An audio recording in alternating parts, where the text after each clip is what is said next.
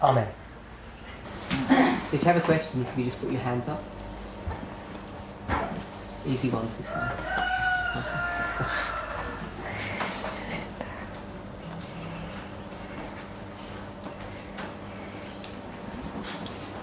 We don't have to know this word for word, do we? We just have to understand the principle. The line upon line principle. So the question is, do we need to know all of these things word for word? I guess the simple answer would be as close as, but there's a recognition that not all of us think the same way, understand things in the same way. But I think the most important thing is if we understand the principles, that undergird all of these thoughts, these ideas. I think if a person's not familiar with the details of this, they should be at least familiar with the Bible passages that we derive most of these lines from. So, as an example, the midnight cry, we talk an awful lot about the midnight cry, and it's very rare that we actually go back to Matthew 25 and actually read those 13 verses to understand what the context of the parable of the 10 virgins is about, because that's where it speaks about a cry at midnight. Because once you do Matthew 25 and you understand the parable of the 10 virgins, then what you notice is that Matthew 25 is just a continuation of Matthew 24. Matthew 24 is in certain, you can break the chapter up and cut it into certain portions. And the last part of Matthew 24 is about two groups of people. So there are two servants doing, grinding, and two servants in the field. This whole idea of there being two servants, and then Matthew 25 begins, and then shall the kingdom of heaven be likened unto two groups of servants, the wise and the foolish virgins. So if we understand those parables, just a plain natural reading of them, a conventional understanding, it goes a long way to understanding what these lines mean and how they work. I always understood the ones with the two virgins. There's two comings out. There's a group at the very beginning.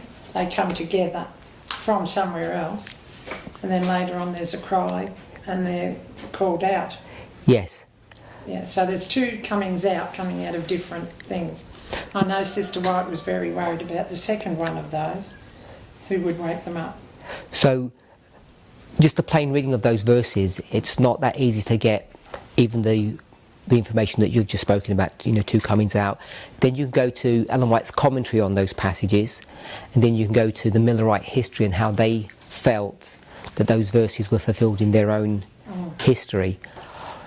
If a person has some familiarity with those three things, the plain reading of God's Word, Ellen White's commentary on those parables, and how the Millerites view those words, you're about 70-80% in your understanding of what we're teaching now. Where do we get what the Millerites believed from? The nicest place to get that is from a book, and the author is Gerhard Damstig. He's a theologian, I think he's retired now, from Andrews University, and he wrote Gerhard Damstig. I'll give you the spelling of it. I'm probably not even pronouncing it correctly, but it's available. It wouldn't be any worse than mine. Gerhard, G-E-R-H-A-R-D. We can just put G. Damstig, D-A-M-S-T-E-E-G, something like that. G-T. Good chat. Yeah, he's Dutch.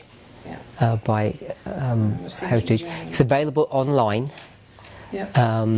From the Ellen White estate. If you have the CD-ROM on your computer, it's available on that. I noticed you had the app on your phone. It's available on that. So you already have. I've got the app on. Yeah, if you've got the app. I can't follow it. If you've got the app, you've got the book. If you're not sure how to use it, if you're not in a rush to go, so one of us can show you. 10 minutes. Kevin and Darlene in town, but it's catching them when they're free too. Sure, but someone can do it right now. It'll take you 5-10 minutes just to give you an overview of how. We can easily find the book for you. Good. That's a really good, a good place to understand Millerite history. Yeah. we've been speaking about the midnight cry of Tess has, and she's spoken about, you know, these two groups, the two tents. All of that history is easily available, but just the whole idea of the midnight cry. Yeah. Go back to the original story, the parable, Matthew 25. There are two groups, wise and foolish, and they're not the only two groups. There's about 2 or 3 different two-group stories at the back end of Matthew 24. Okay. So, Matthew 24? 24. At the back end of Matthew 24, because Matthew 25 leads on from Matthew. It says, "And then shall the kingdom." Oh yeah, and you can go into Matthew 25 as well. Yeah, it doesn't end there. I only said Matthew 24 because Matthew 24 is a classic, you know, the prophecy that takes you from the cross all the way to the end of the world, the second advent. And after giving all of that, then he speaks about a parable about eagles gathering together. And then he says, "Then shall it be like it was in the days of Noah, 2 people are grinding." Then it goes into Matthew 25. If a person has an awareness of what those parables mean, most of the work's already been done. These are just the details of how they're actually being fulfilled today in our generation. The dates are relatively easy to understand. I think all of us should have a working knowledge of the dates. Tess has spoken about, you know, a hand with 5 fingers, 5 dates in our history. Once you know, if you wrote them down a few times, it's relatively, you can get them relatively quickly. The 5 dates for our history, the 5 dates for Christ's history. Once you can do that, most of the work is done. The rest of it is just details. So if you've heard someone present and you follow through with their logic, and that's about all the person can remember. If they can recall the midnight cry concept, that there are these waymarks, time at the end, 9/11, etc., then you're flying. I was rather surprised actually when I think it was Tess doing something. You had a translator, but it was going through Europe and the various, you know, a couple of hundred years ago, a couple of centuries ago, going through history of different nations with Hannibal and the elephants, and there were a whole series of things. And at that time, a couple of things that registered with me, and I just looked at them and I found the steps. And they applied to things that Tess wasn't talking about, or I wasn't talking about to anyone, but yeah. So when you know if you know the pattern, and you know when something may start, then sometimes it's not so hard to pick up the rest of it. That was what I got out of it, finally. It registered. A really good place I can't remember. It was one of the first things that you did. There were probably 6 or 7, maybe more studies. Quite a number of studies you've done. A good place to begin would be to understand the parable of agriculture. If you can understand the 4 steps of agriculture. The harvest and the planting and the rains. So what's that begin with? Setting the seed. Before you do that, you have a fallow field. Yeah, so you'd plough the field, you'd sow the seed, then you'd have a rain, form a rain, then you'd have a latter rain, and then you'd harvest. Once you can get those 4 steps, those 4 periods of time, everything really falls into place after that. It's not the only model that we would use, but it does most of the work for us. Most of what's been done here is using that model. And these have been recorded today. So. Yeah. And the idea of using the hand, you know, these 5 fingers, 5 waymarks, 4 dispensations. The idea has been taken from Daniel chapter 5. I listened to a child last month, and I'm looking and thinking, how many fingers has he got on his hand? It was a slightly modified version for the kids. But, you know, yeah. Thank you. Just regarding the Sunday rule, like we understand it's not going to be a Sabbath Sunday issue now. So how do we understand verses 16 and 17 of Revelation 13 about receiving the mark and won't be able to buy themselves? Is that still applicable? Or is it... what I've tried to do, when we look at the Millerite history, and we drew up their reform line, that first history where Christ should have come in 1863 time period. Even in that history, she's talking about the mark of the beast being Sunday keeping. Okay. So even in that first history, she's connecting the Sabbath is the seal of God, and Sunday is the mark of the beast. They're both a symbol of the two powers. But in that first history, even though it's the mark of the beast, I want to separate the idea of the mark from the sins of Babylon. So even though it marks them or is a symbol of them, it's not the sin that the United States is engaging in. They're two separate issues. So you have the sins of Babylon, which in that history she describes as the issue of slavery. And I think through that history you can see it as the colonialism, and there's a few issues, but she focuses on the issue of slavery. And she separates that from that sin of the United States from the actual mark of the beast. They become two separate issues. It's only in 1888 history that both the mark of the beast and the sin of the United States were over the same subject. So I believe they can separate. If I just add a little bit to that. So we talk about the mark of the beast. If you're going to do a subject on what the mark of the beast is, the first thing you'd want to do is do a study on the beast. The Bible talks about the image to the beast, the image of the beast, the mark of the beast, and often we neglect to actually think about what the beast is. So I think we'd have to begin to do a study on what the beast is. A casual study would be that if you go to this chart here, it would say Papal Rome, and it's got Papal Rome as that whole entity. But we know that's not Papal Rome, that whole entity. The papacy is only that small head here that plucks up three of these horns. And in fact, this beast here is the same as this beast here. It's the same animal. It's just it's lost three of the horns and grown another one. So some of these parables, if we're not familiar with them, aren't that straightforward, or they're not that intuitive. But all I want us to say is that this beast here is the same one as this one. So when we talk about the beast of Revelation 13, which is this one here, it said it's Papal Rome once again. Again, even though it says Papal Rome, it's not that straightforward just to call it Papal Rome, because we understand papacy to be a church, and a beast in Bible prophecy is not a symbol of it's not a symbol of a church. So if we were to take this story here, you've got Papal Rome and Papal Rome. The dynamics are completely different. So you've got Papal Rome, Papal Rome, Papal Rome, and all these things look different.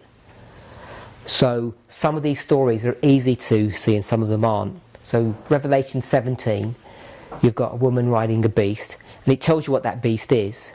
If you go to Revelation 17, verses 1, 2 and 3, in fact, if we turn there,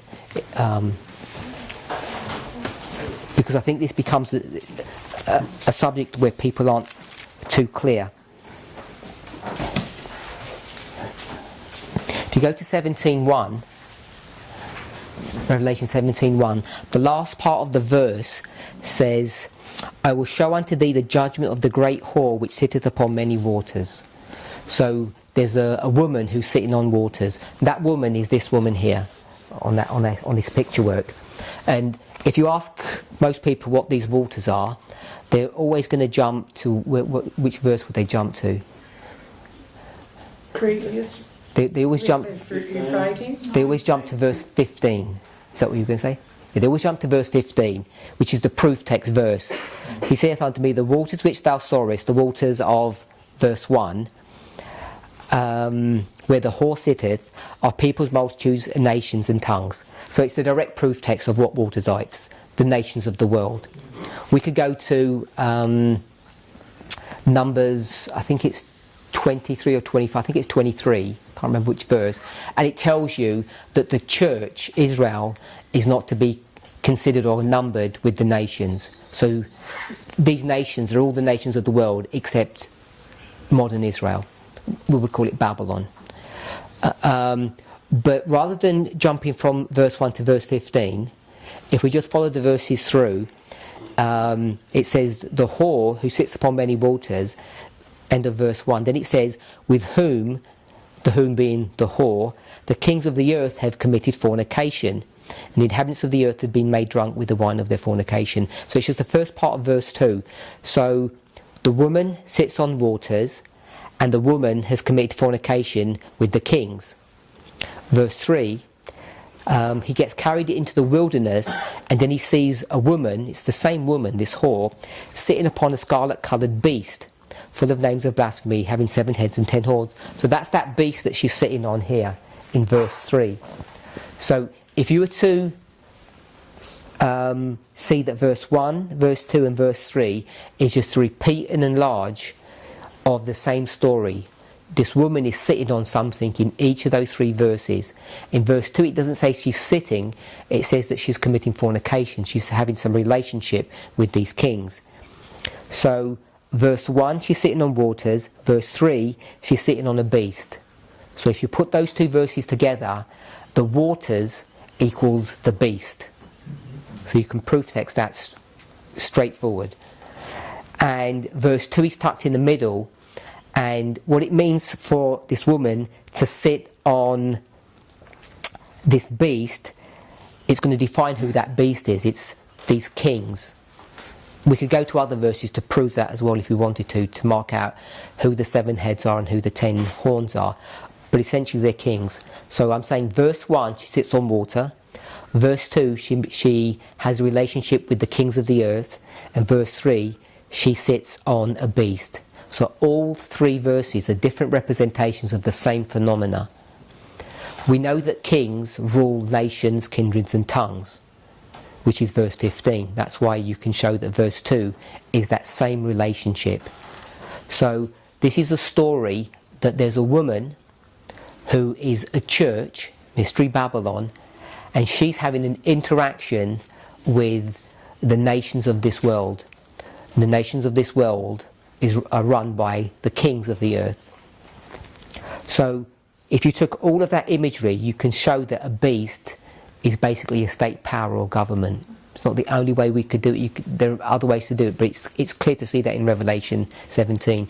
So when you come to this chapter here, this is Revelation 13, this is Revelation 12, it's 12, 13 and 17. All of these beasts are state powers. In fact, if you read through them, they all have the same characteristics. They're a beast, it's called a dragon in chapter 12. It's a beast with 7 heads and 10 horns all the way through these 3 chapters. So they have a connection, you can proof text that. So when we talk about the mark of the beast, just a summary of that is that the beast is actually a government power, it's state. Even though it says papal Rome, because here it says pagan Rome, and it's the same animal all the way through. And even though it says papal Rome here, in fact what we're seeing is there's a church connected to a state power. And in that history here, that state power is the Eastern pagan Roman Empire based in Turkey, and the European kings, and there are 7 of them left after the breakup of pagan Rome. So there's a church-state relationship. So once we start talking about what the mark of the beast is, we've identified that the beast is a state power that's in a relationship with this whore or this woman. In chapter 17, the context of chapter 17, if we went back to 17, in verse 3, we go back to verse 3, it says, so he carried me away in the spirit into the wilderness. So if you proof text or did a study of the wilderness, it would take you to chapter 12. Chapter 12 would bring you back to this story here, where it speaks about a dragon and a serpent. And it says this woman, the pure church, runs away into the wilderness. And it tells you what the wilderness is. The wilderness is a symbol, not of geography, but of time. 1260 years. So you know that the context of Revelation 17 is the 1260 years. So we have a beast that's doing its thing, which is state powers connected with the papal church during the 1260. So when we start talking about the mark of the beast, we have to go back to what the beast is. It's a church-state relationship, specifically in Revelation 17:2, when it says the kings of the earth. Those kings are the European kings in the history of the 1260. So if we want to see what the mark of their authority is, that's the mark of the beast, the power of the beast, it's not just an issue of Sunday sacredness. And the reason we know that is because God's true church stopped keeping Sabbath before the 1260 began. Before 538, the Sabbath was already out of vogue, if I can put it that way. So the mark of the beast in its original setting in Europe in the 1260 wasn't specifically or exclusively Sunday sacredness. So that's where we would take our original story. But what we do is we take an Ellen White quote, which is in the 19th century, specific not to Europe, but specific to the United States, the New World, not the Old World, the New World, which is Protestant America. It's a Protestant nation, and we take all of those symbols, and she wants to drive home what those symbols mean in her context, in the dispensation in which she's living, in the time period in which she's living, which is 19th century America. And in that context, the mark of the beast becomes an issue connected with the Sabbath and Sunday. And what we have done today is we've taken her writings, and we've taken those 19th century writings which have a specific connotation or context for the Victorian age in the United States, and taken all of that imagery and projected it into the 21st century, which is not a phenomenon that's exclusive to the United States. It becomes a worldwide issue. And what we've done is we've taken all of that, not the language, but we've taken the imagery of what would, could, should have happened in the United States in that time period, and brought it 200 years into the future, into the 21st century. And today, that kind of fulfillment is just no longer tenable. When you see, what the world looks like today, in that day and age, the world revolved around America, if I can put it that way, the glorious land, but it no longer does in the same way. And so when we start talking about the mark of the beast and what it would mean for us today, even though it meant Sunday sacredness for Ellen White, it didn't specifically mean that during the 1260 or the Dark Ages, that the mark of the beast's authority was its ability to control a person's life, in all aspects of their life. It wasn't just about Saturday or Sunday, it was much more comprehensive. It was how the church controls the government to tell everybody what to do. And if I could just take you back to Revelation 17 verse 2, you'll see that there actually, because often we miss this point. In 17 verse 2 it says, with whom the kings of the earth have committed fornication. So I want to suggest that that is voluntary. That relationship is a voluntary relationship, whoredom.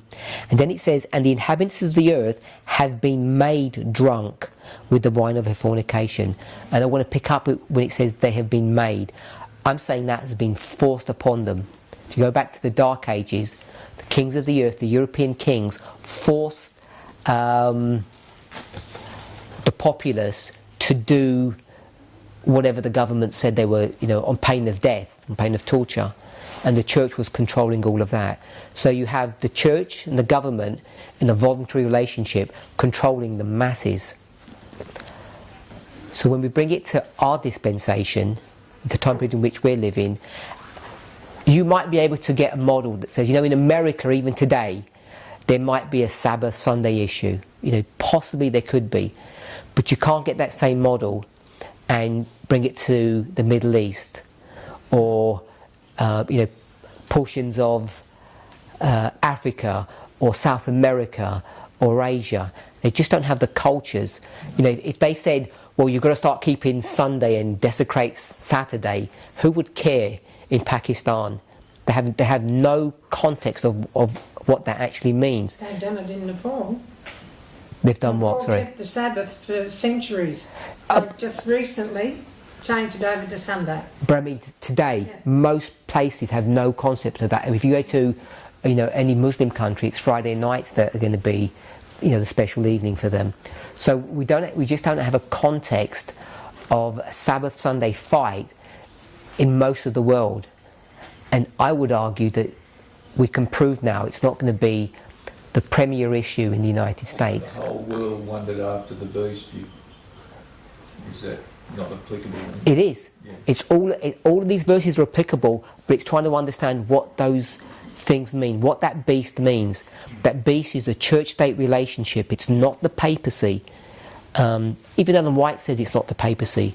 In the Great Controversy, in one passage she says the beast of Revelation 13 is the papacy, but in another passage she says it's a symbol of the governments. In parenthesis, she doesn't say the next bit, which is controlled or is entered into a relationship with the papacy. So the image of the beast is it? So, Like that's starting to happen now, church and state. so That's being set up. So the image of the beast is, the word image means copy or mannequin, so it's a copy of the beast, it's a copy of the 1260. So whatever you see in the 1260 is going to be mirrored today. And again, it's this church-state relationship which goes far and beyond a Saturday-Sunday issue. It becomes a worldwide phenomena. So the image of the beast is a copy of the beast. And I think it's fair to say that if you go back to the 1260, the beast, those governments, were the European governments. And today, the government is not the European governments, it's the United States. Which is why we're already beginning to see a fragmentation of the EU, why the UN has no teeth, you know, no real strength. America just does what it wants. It runs gunshot over, you know, the whole world. It can go wherever it wants. No one can stop it. Even our Prime Minister was having a go at the United Nations yesterday or the day before. So the image of the beast is a copy of what it looked like before. It's not Europe that's driving the show now, it's the United States. The mark of the beast, it'll be the same dynamic as what it was in the 1260, this church-state relationship that will be controlling people's lives and directing how they should behave. All with whatever the local church situation is. So could we say, like the image of the beast was our test for God's people, are we being tested now? Yes. So When you see, you know, don't you? When something happens, then all of a sudden it'll be clear. Now we know what it was. we already know what it was. Ellen White's pretty clear. She says, I think it's in Last Day Events, page 227, that the Lord has clearly shown me that the great test for God's people, the image of the beast, will be set up before the close of probation. And the close of probation is Daniel 12:1. The great test is Daniel 11:41. It's the Sunday law. The image of the beast is the Sunday law test. That's pure and simple what it is. What we did in our movement, because I don't know if we all pick up this important point, that the cross here can only be seen at a fractal level, not only for the line of Christ, but also for our history. You don't see it in the line of the 144,000. You only see it in the line of the priest. It becomes visible there. Our movement's focus has been so fixed upon the Sunday law being the close of probation. Daniel 11:41 is the close of probation, not Daniel 12:1. That if you shuffle, if you went from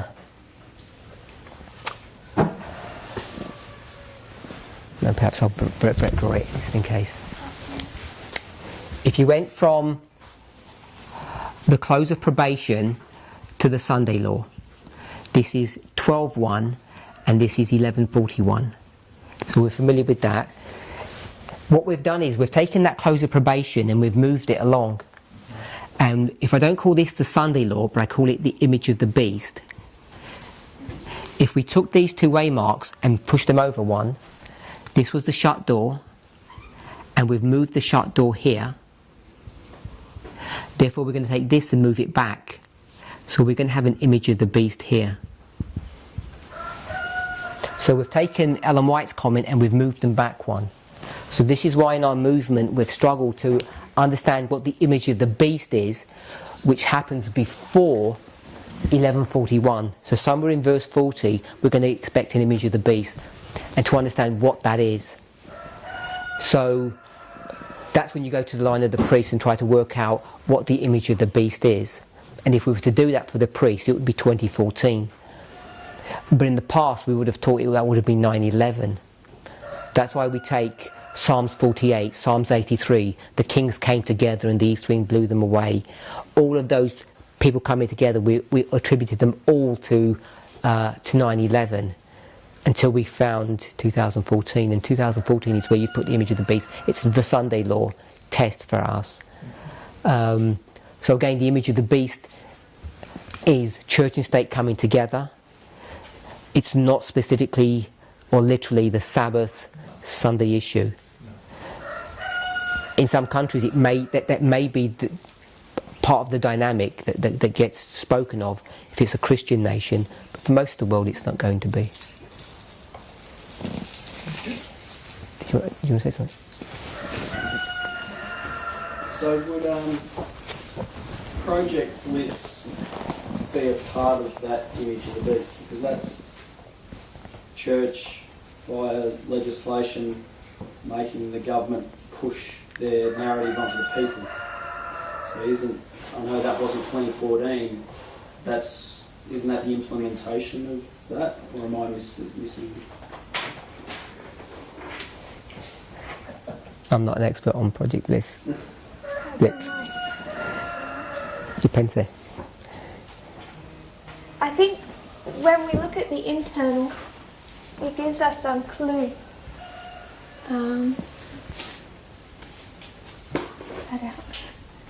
We're all looking for the Sunday law to be this major waymark where we see so much happen. But when we look at the internal, I'll just do our reform line.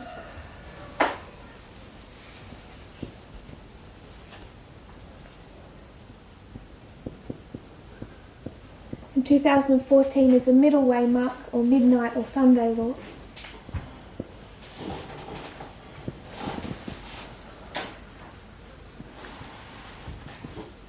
When we think, if we parallel the external and the internal, we know that internally that this is a message unsealed. So it's just the opening up.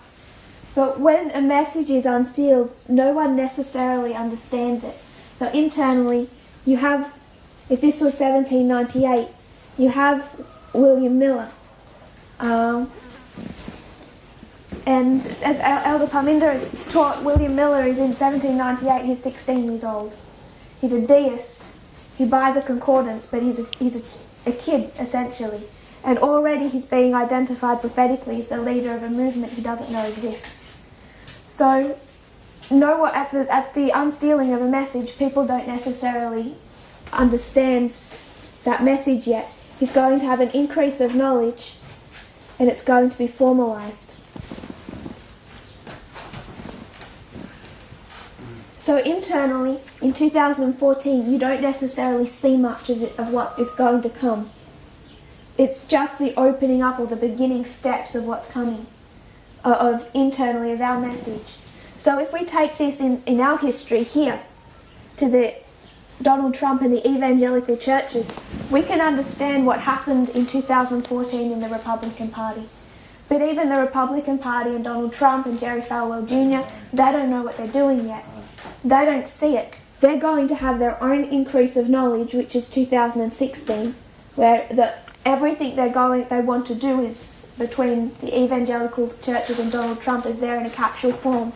And then in 2018, it breaks into the open, and you have Project Blitz is one of them. There's other issues happening within the Supreme Court, and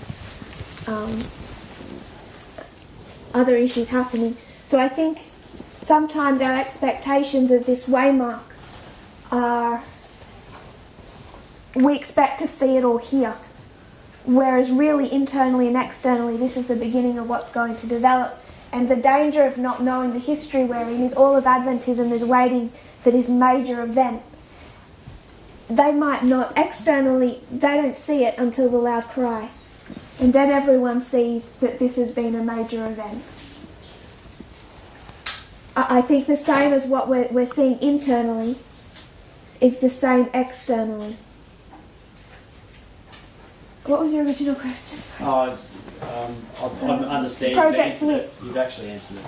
So we're really seeing it more and more clearly. Yeah. But we can look back and see that it began here. Even though the people who were conducting it wouldn't have even known they were doing it. Yeah. You go to World War II model and it's saying, lining up Donald Trump with Germany. In 2014, Donald Trump hadn't even begun his campaign for president. Yeah. But he's on the path. Mm-hmm. And that would apply to 2019 as well. So the bones of there won't be understood until... No. It'll be a further development of this. Yeah. So we should be understanding it, but the Levites might not. And so when we go to the reform line of the 144,000, and we see Daniel 11:41 here, and the main Sunday law waymark developing to the loud cry,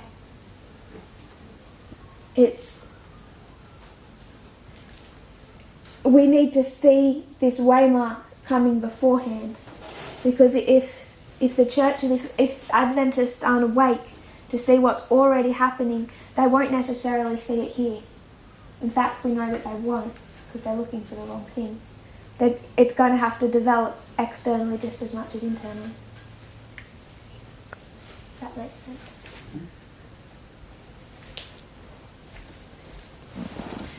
To give some clarity to the previous question for those that might be a little confused, when we go to that first Millerite history, we would say 1798. You could say April 19, 1844. These are the 5 key waymarks of Millerite history. Then you have 1850, 1861 and 1863. So it's this that's been discussed. What this waymark would have looked like if Jesus had have come back in their history the way he was meant to do. That's why we've been discussing this waymark. That goes back to the previous question.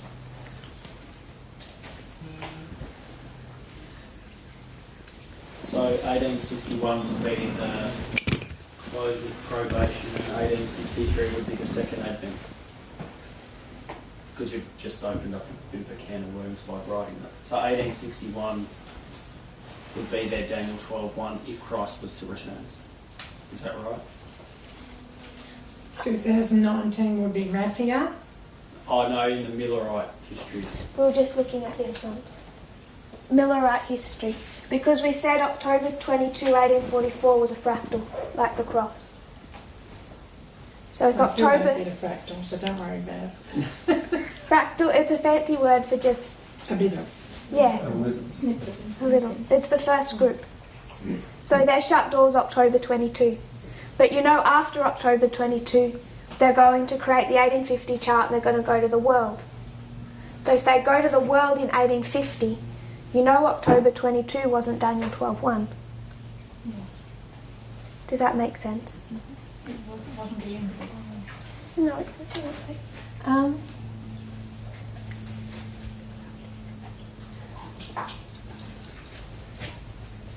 So you know that after October 22 we identify as a shut door.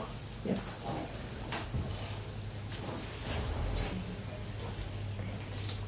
But a shut door for who?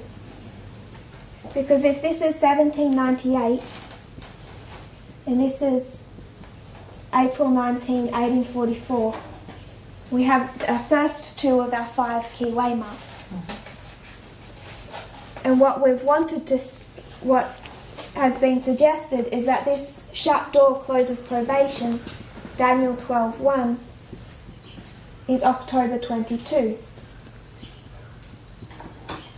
But if October 22 is Daniel 12:1 and the shut door, why are they taking the message to the world afterwards? Yeah, no point, is there? No. And we know that Christ was meant to return in that history because Ellen White tells us so. So this is where our understanding fractals comes in, because this is a shut door for a specific group that have received the message and are given enough light to decide whether or not they're going to accept or reject it. But there's obviously another group who haven't closed their probation here or made a final decision because they're yet to receive it. So this waymark of October 22 can't be Daniel 12:1. Is that okay? Yeah. So it's a shut door on a fractal level. There's a first group called that are given the message and tested, and they close their probation there. So then what are these waymarks? You can construct a line that's what Parminder has laid out in some presentations, using the 2520 to show that Jesus should have returned in 1863. If you were to go to spiritual gifts, we can do this afterwards and I'll show you in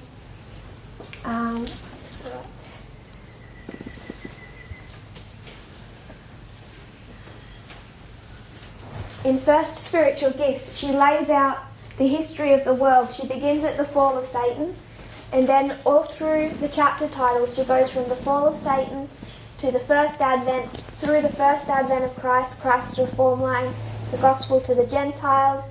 She goes through the 1260 years, including the Reformation. Then she goes to discussing William Miller, Millerite history, the three angels' messages. And then she talks about October 22. She talks about the fact they're going to the Laodicean condition. And then she talks about the sins of Babylon.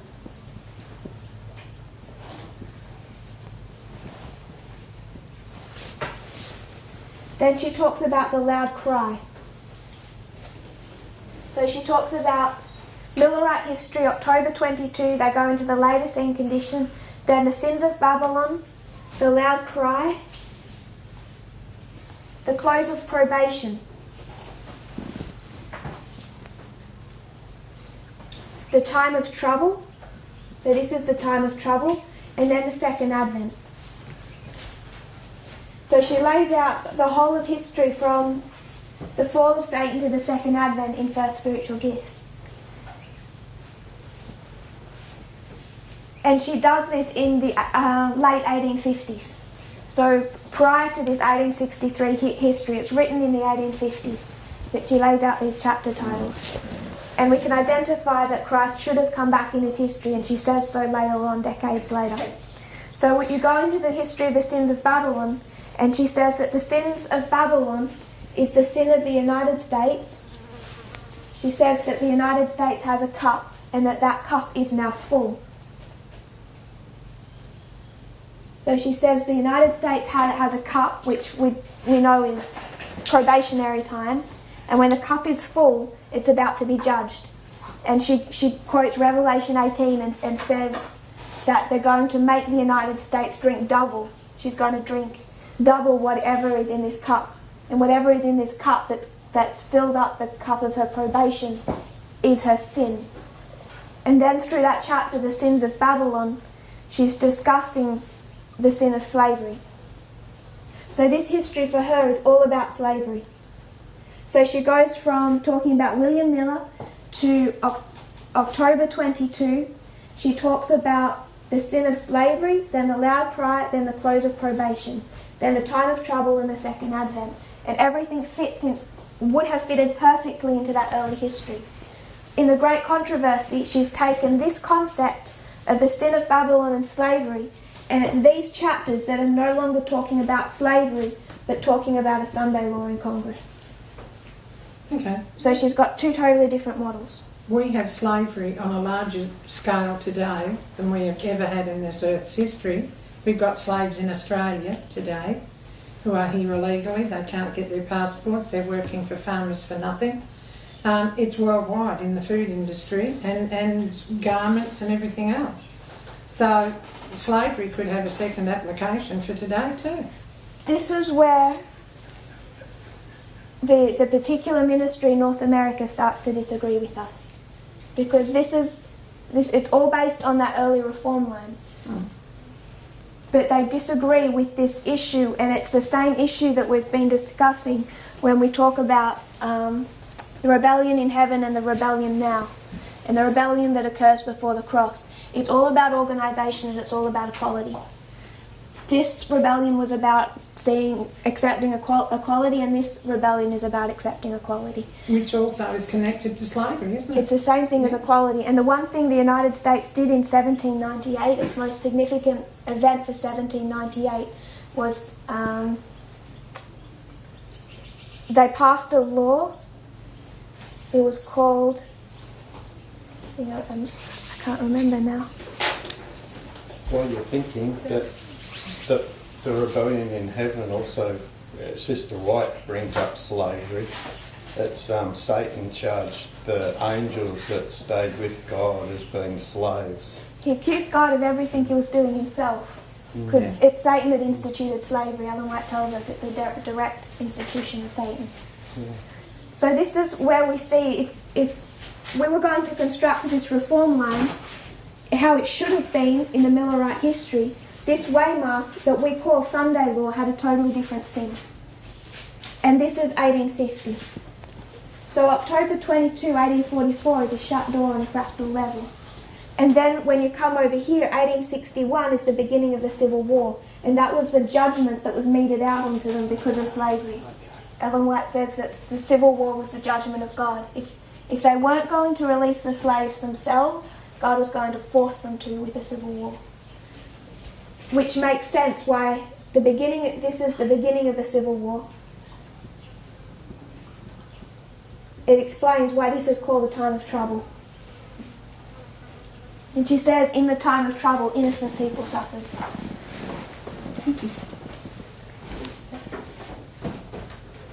Does that give us a snapshot of what the plagues would look like? Much more normal than perhaps we expect. So that would be, even though Christ didn't come back and it was a history of failure, is there something to be gleaned there from the plagues? Is that civil war? That civil war. Is that what the plague, that in that history, that's what the plagues would have looked like?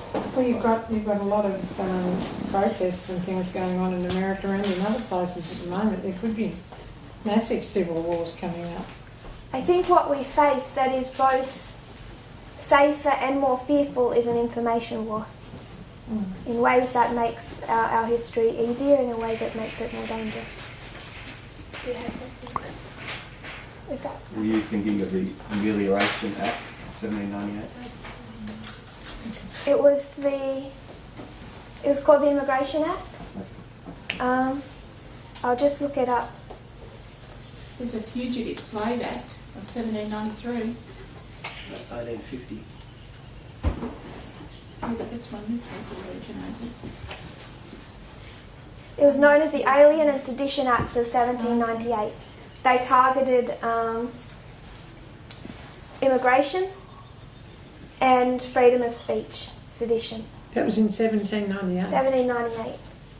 Anyone from 1798 until 1801, anyone who spoke against the government in media or print or in any form was imprisoned and punished. And You could not we're tightening up on our rules Speak now. against the president, and from beginning. So what was it called? The Alien and Sedition Acts. So all through that history, you have laid out a model that isn't just what Adventism is looking for, which is this idea of Sunday law and Congress.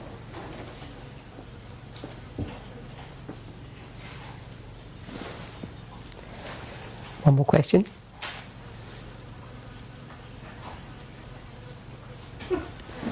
So this morning you started off with a study on the line of Christ and explaining how John the Baptist didn't understand God's kingdom. So he was the man for his time, but there was something he didn't understand. So how do we now, what is it that is not understood in our time, in our line?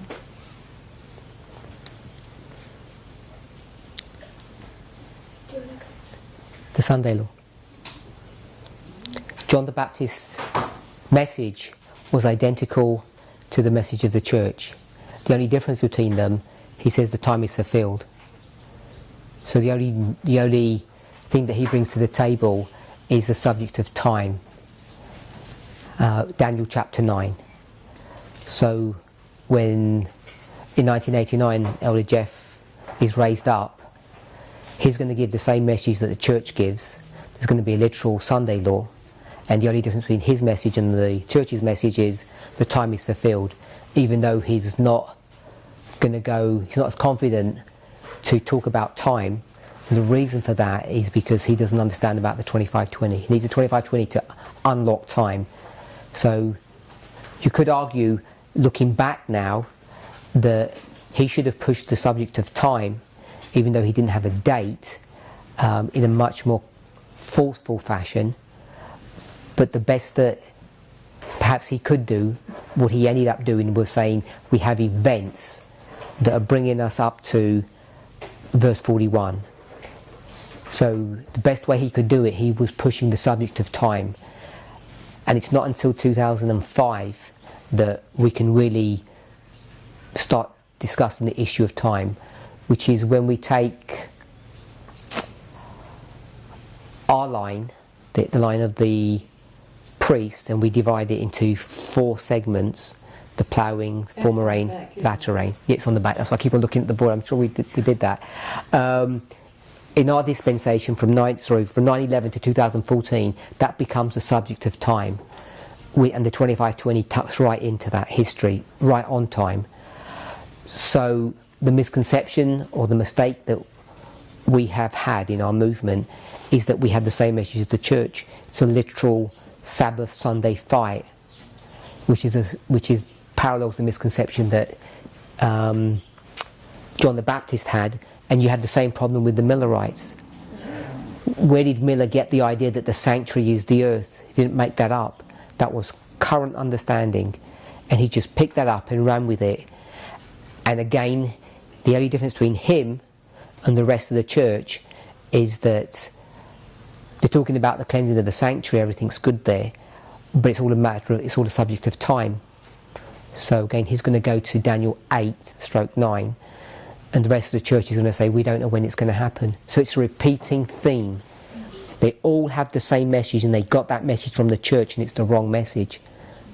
And the difficulty that people face in our movement is that when we criticise that, what I've just said, it sounds critical, that they made a mistake, did they not know what they were doing, how could they be so silly?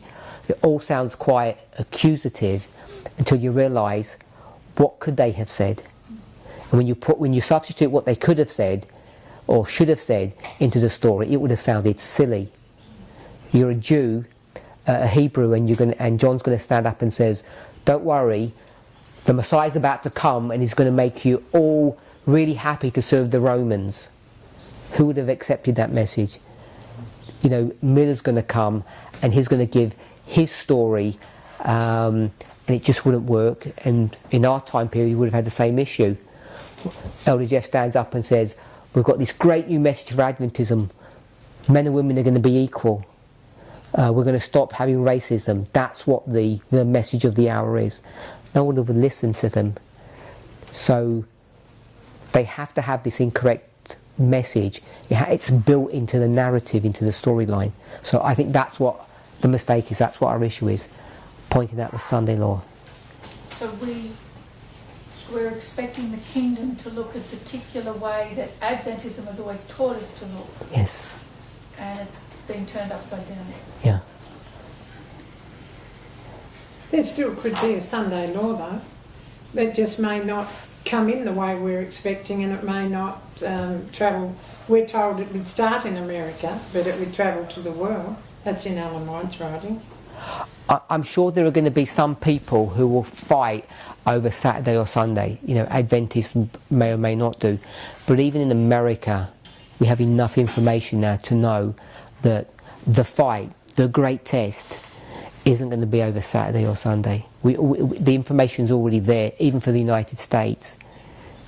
We've gone so far into prophetic history, everything, all the clues that you need, all the information that you need, is already in the public domain, in the secular world, in our understanding of prophecy, that we know it's not going to be a Sabbath Sunday issue now.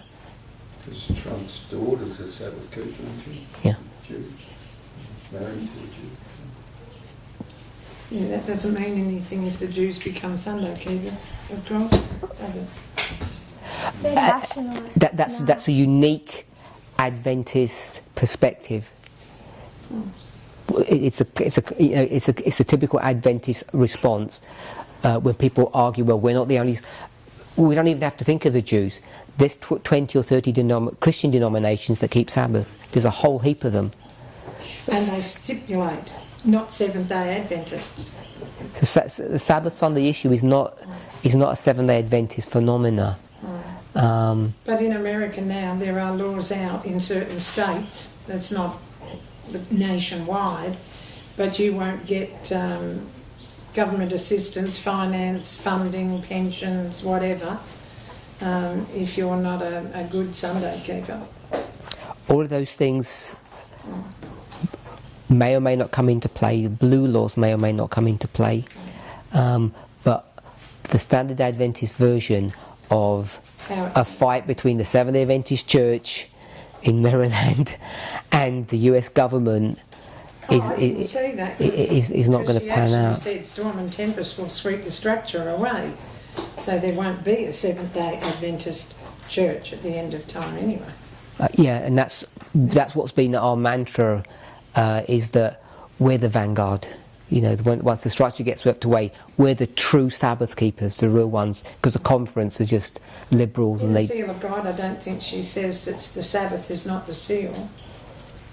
It's God's people who keep His commandments, not a general, specific one, but all. Do you want to say something? Good. As we go through the dispensations, we learn in one what we need to know to get through to the next one. So obviously we're coming up to Raphia. So after Raphia is Paneum, after Paneum obviously Sunday law. So in between Raphia and Paneum, am I correct in saying we'll have a better understanding of Sunday law, and after Paneum to Sunday law we'll get a better idea again of Sunday law? Especially knowing now that, as opposed to traditional Adventism, that it's the sixth kingdom is the seventh kingdom is the eighth kingdom. It's just a transition of their power. So that gives us a better understanding of what laws are coming, what the tests are, that kind of thing. Yeah. Let me ask you a question. What's the great test for the priests? Or when was it? In each instance, For the it was priests. first, wasn't The it? great test, For the priests. just before the cross. So I would say it's here. Yeah, that's the great test. The Sunday is the great test for the priest. What's the great test for the Levites? They have to be the same. Oh, right. Because they shuffle over one. Yeah, but I meant over one. Yeah, so what would that be? 2019 maybe. Raphia. So Raphia is the great test for the Levites. And that's about 5 weeks away. So It's the transition of the sixth to the seventh. So the only point I wanted to make was, we know that before the Sunday law, we're supposed to be awake to it. So there should be an awareness in the United States that the Sunday law is about to hit in 2019, and everyone should know about it. The Sunday law as a waymark, not Yep. as a literal... Yeah, for 2019, the Sunday law for the Levites, we should already be aware of that. Not only we should, the Levites should be aware of that, because they should have been warned. So the question is, have the Levites been warned that the Sunday law is coming in 2019? By external sources, yes. So the answer is yes, they must have been warned. Otherwise, those spirit prophecy quotes don't mean They anything. can't be tested on something they don't know. Yes. So internally we were, 2012, we were warned, we've got that history, and it's well recorded now. So now, if you go to 2019, the Levites must have been warned from 2018 onward that there's a Sunday law coming. And if they've already been warned, there's no story about a Sabbath Sunday fight anywhere.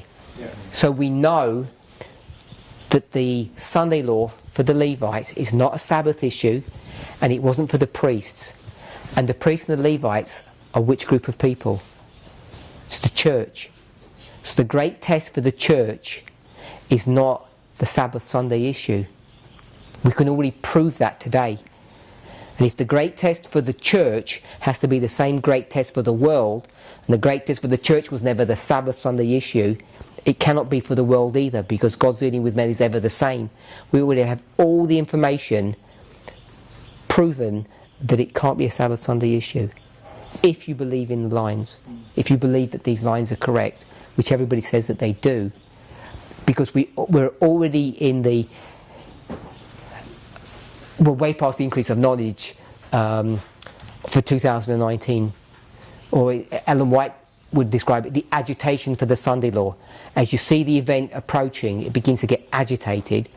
So the whole world should be agitated, the whole Levite world should be agitated that the Sunday law is about to hit 2019, which must be external events, or of course. There may be some internal issues going on, and I think there are. So once we start seeing that, we've already proven beyond the shadow of a doubt that it's not going to be a literal Sunday law for the priests or the Levites. Some kind of information. Yeah? Yes. Sorry, if there's any more questions we can ask them afterwards. Just one final point to answer that. Within every dispensation of 144,000, there's an increase in a formalisation.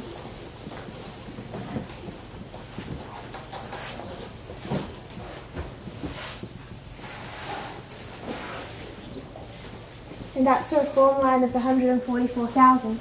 We know that between 9/11 and Daniel 11:41, that Sunday law, the one we're all talking about or looking towards, there's an increase of knowledge and a formalisation. And that increase of knowledge, the two waymarks that fit within this repeating pattern here is Raphael 2019. At the increase of knowledge, you already have the whole message in a capsule form. 1818, William Miller knows that he knows roughly in so many decades that Christ is about to return. So in 2019, it's this year that we've actually identified or had the increase of knowledge about Daniel 11:41. So when we talk about what the Sunday law looks like, it's the characteristic of this waymark that we understand it, which will then become formalised at Panium. But now that this issue is contentious, and we find that the North American branch that is split from this movement rejects that understanding of what this waymark looks like, they left accepting this repeating pattern but having no increase of knowledge. So they claim to accept this repeating pattern, but they have no message here, no increase of knowledge on this waymark. Only this movement has understood in 2019 this reform line of the Millerites, the history of 1850 and what this waymark is characterised by. Father in heaven, thank you for your Sabbath day. Thank you that we can all come together and study these things. I pray you'll bring to us greater clarity and understanding. I pray that you'll unite us closer together as we observe these events happening all around us. May we be encouraged even in the difficult times that all is happening as you have laid out prophetically, that you do nothing without revealing it to your servants first. And that even now, Lord, you are showing us your love for us, in granting us an understanding in your power, and that you can from centuries past lay out the information needed for us to understand at this time. I pray, Lord, you'll bless those who are leaving, grant them a safe journey, and bring us back together again soon. Well, I pray in Jesus' name. Amen.